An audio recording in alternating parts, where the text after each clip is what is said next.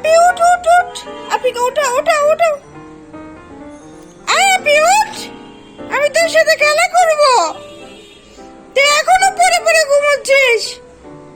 আচ্ছা আপি সে কখন স্কুলে চলে গিয়েছে?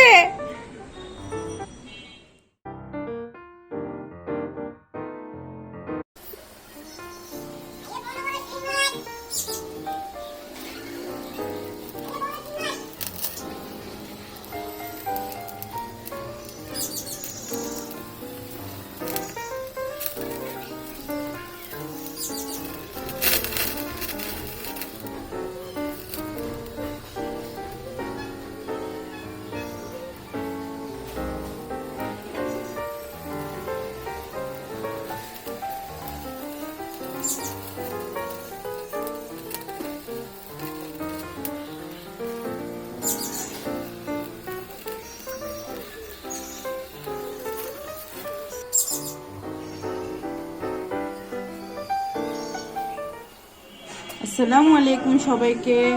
আজকে আমি কবুতরকে কিভাবে সবচেয়ে সহজভাবে ভুনা করা যায় এবং খুবই মুখরোচক মজা করে রান্না করা যায় সেই প্রসেসটা আপনাদেরকে দেখাবো। তার জন্য আমি এখানে পেঁয়াজ কুচি দিয়ে দিলাম।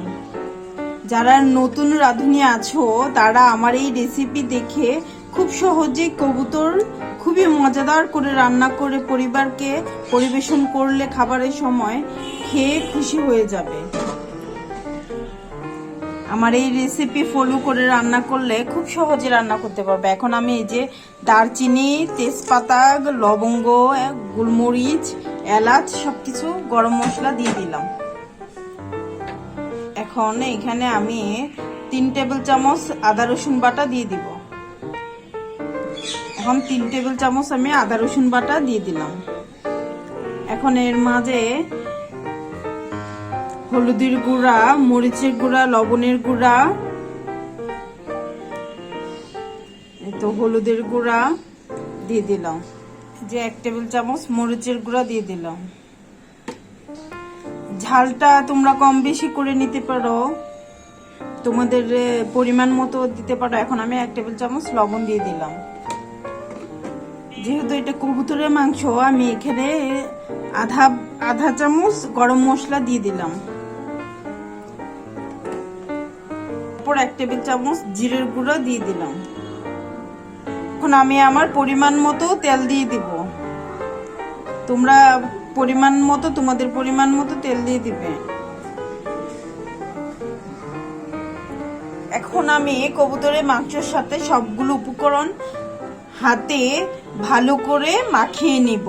এতে করে প্রত্যেকটা মাংসের ভিতরে মশলা খুব ভালো করে ঢুকে যাবে এবং খেতে যে কি মজা হবে এর কথা নাই বললাম। তোমরা যারা নতুন রাঁধুনি আছো প্লিজ একবার হলেও এইভাবে রান্না ট্রাই করবে। একবার ট্রাই করে দেখো, ভীষণ মজাদার খেতে। আর খুব সহজেই রান্না করে ফেললাম কবুতর ভুনা। আমি সবকিছু উপকরণ একসাথে দিয়ে ভালো করে মাখিয়ে এখন চুলোয় বসিয়ে দেব।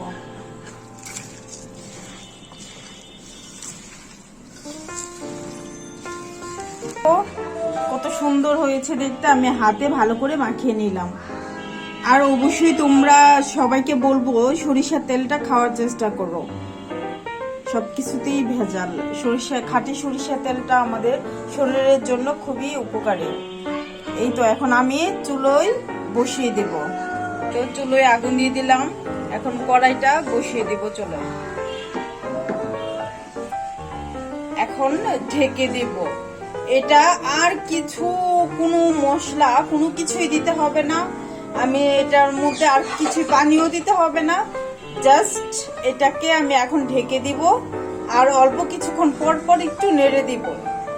খুব ভালো করে কষিয়ে কষিয়ে আমার কবুতর ভুনাটা হয়ে যাবে। আর খেতে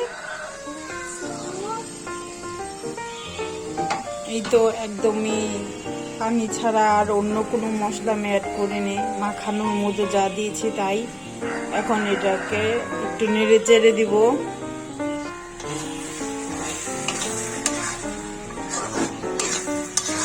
এটার মাখানোর মধ্যে নিজে থেকে কষানোর মধ্যে যেটুকু পানি উঠে এসেছে এতে করে এটা সিদ্ধ হয়ে যাবে, আর এর টেস্টটা দারুণ হবে, ভীষণ মজাদার খেতে। নতুন রাঁধুনিরা প্লিজ একবার হলেও ট্রাই করো এইভাবে হাতে মাখিয়ে, খুব সহজে কবুতর রান্না। আর এখনকার সিজনটা খুবই খারাপ যাচ্ছে, বাচ্চাদের বয়স্করা জ্বর ঠান্ডা কাশি লেগেই আছে, তো কবুতরটা তো আমাদের শরীরের জন্য খুবই ভালো। কবুতরের মাংস সবার শরীরের জন্য, মানুষের শরীরের জন্য খুবই উপকারী।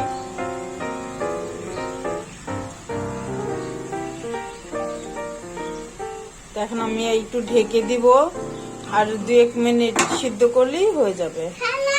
অলমোস্ট 15 মিনিটের রান্নাতেই এটা হয়ে যাবে। এই তো হয়ে গেল আমার কবুতর রান্না। এখন আমি এটাকে নামিয়ে পরিবেশন করব।